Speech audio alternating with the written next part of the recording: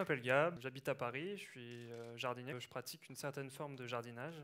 Alors vous pouvez vous dire, peut-être que j'ai un jardin sur les toits de Paris, peut-être que j'ai la chance d'avoir un petit jardin partagé. Mais en fait, j'ai trouvé dans les 6 mètres carrés d'espace vert de Paris comment créer de nouveau. Et en fait, je participe à la guérilla gardening. La guérilla gardening, c'est exactement ça. L'idée, c'est de créer des nouveaux jardins où il n'en existe pas aujourd'hui. C'est perçu comme une action illégale aujourd'hui, guérilla gardening. On cultive, on jardine sur des terrains qui ne nous appartiennent pas. Je vais déjà vous faire une petite histoire sur le mouvement pour vous montrer que c'est un mouvement en fait, qui s'inscrit dans quelque chose de global, d'international, et que ce n'est pas juste une petite action de notre côté. Brown Stanley a défendu au XVIIe siècle les terres des agriculteurs, et l'idée c'était pour lui de se battre contre la privatisation des terres, contre les grosses firmes agricoles qui commençaient déjà à se faire connaître et qui limitaient vraiment beaucoup l'indépendance des paysans pour ne serait-ce que se nourrir, et les inviter à cultiver de manière illicite autour de chez eux. Ce mouvement continue aujourd'hui avec les mouvements des sans-terre, avec de nombreux peuples qui se battent pour avoir quelques mètres carrés, pour défendre aussi leur territoire, mais aussi leur société, leur façon de vivre. Le terme guérilla gardening date plus des années 70. Green guérilla, ça a été inventé par Chris Christie à New York. Et ils ont décidé, eux, de s'attaquer à tous les délaissés urbains, donc des délaissés, des friches, et de créer les premiers community gardens. Ce qu'on a aujourd'hui, c'est l'équivalent en France, c'est les jardins partagés. Aujourd'hui, le guerrieros, on le représente souvent comme ça, une image de Banksy, du street art, qui montre en fait un jeune homme qui est un militant, un activiste, et qui, au lieu de lancer des pavés, lancerait plutôt des fleurs. C'est un petit peu ça notre principe. L'idée, c'est de servir du végétal de toutes les façons possibles pour faire passer un message à la fois sur l'écologie, sur la politique, sur l'environnement, des messages sociaux aussi. Mais après, il y a plein de formes de guérilla gardening. Certains seront contre les actes mercantiles et font plutôt des actes gratuits. Certains sont contre ce genre de délaissés et préféreront voir naître un jardin à la place.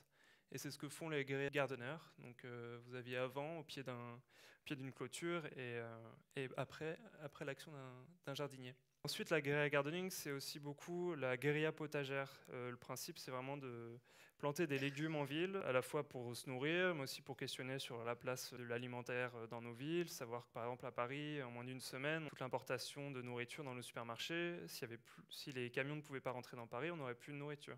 Donc ça, c'est aussi une question sur le partage des terres toujours, le partage aussi de ce qu'on fait pousser, des efforts aussi dans le jardinage. D'autres plantent aussi des légumes, ici des poireaux par exemple, c'est près de Nantes. Ici, ils se sont battus plus contre un projet de 2x2 voies qui devait apparaître près de leur commune, et ils se sont dit on va faire une action de guérilla gardening pour dire que nous on préfère garder nos champs, on préfère garder des poireaux, et ils se sont servis donc du végétal pour contester le projet en cours. Ça, c'est une action plus artistique. Ici, c'est un tag réalisé avec de la mousse, telle de fleurs à Perpignan. D'autres artistes, par exemple Helmut Smith, a fait cette action pour contester la place de la publicité dans notre espace public, de la privatisation de notre espace visuel, et de la non-autorisation au final de tout à chacun à faire ce qu'il veut dans l'espace public. Et il a planté un arbre juste devant la publicité. C'est quelques années après devant le panneau de publicité. Donc voilà, ça a plutôt bien poussé. Et il y en a d'autres qui le font aussi pour le jardinage, parce que le jardinage, ça peut être quand même de l'effort. Ils se disent, non, moi c'est fini, je vais plus dans une salle de sport pour courir pour rien, sous les néons et tout ça. Je préfère sortir, être au plein air et faire quelque chose qui sert à tout le monde. Et donc je vais venir vous donner un coup de main pour jardiner. D'autres le font plus simplement pour apprendre à leurs enfants ce qu'est une plante, ce qu'est une graine, savoir qu'il faut du temps pour que ça pousse. Savoir ce qu'est le geste de bêcher, c'est des choses qu'on n'apprend plus du tout et qui pourtant sont des gestes importants de connaître. Et c'est aussi ça, c'est apprendre ces gestes du jardinage. Ça, c'est notre atelier à Paris, un peu en désordre, mais en fait, c'est un endroit où on expérimente beaucoup de choses pour justement végétaliser la ville.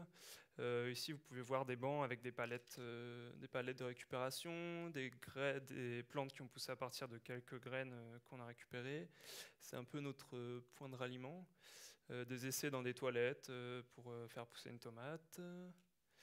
Ça, c'est quelques bouts de bois collés, mis autour d'un poteau, une initiative comme ça pour vous faire pousser quelques plantes.